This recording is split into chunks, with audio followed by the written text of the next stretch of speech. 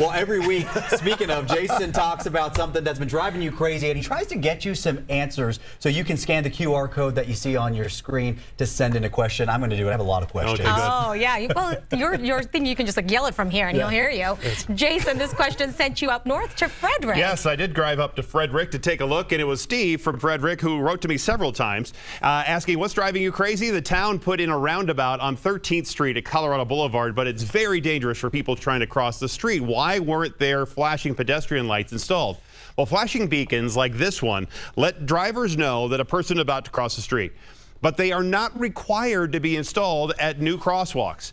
This is one at another part of Frederick right there, and they're an additional safety enhancement installed by some cities.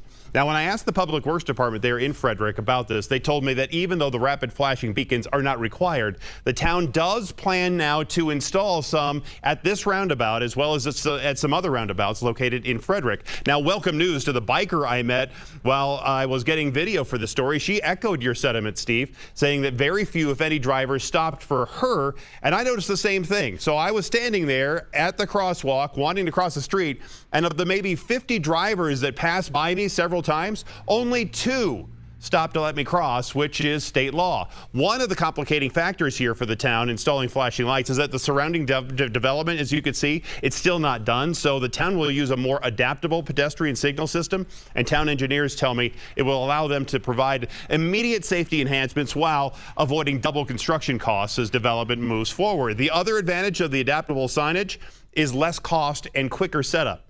The estimated equipment cost for this adaptable system, around $22,000. It installs in about 2 days. The permanent foundation mounted installation at a roundabout costs about $100,000 and can take several weeks. Wow.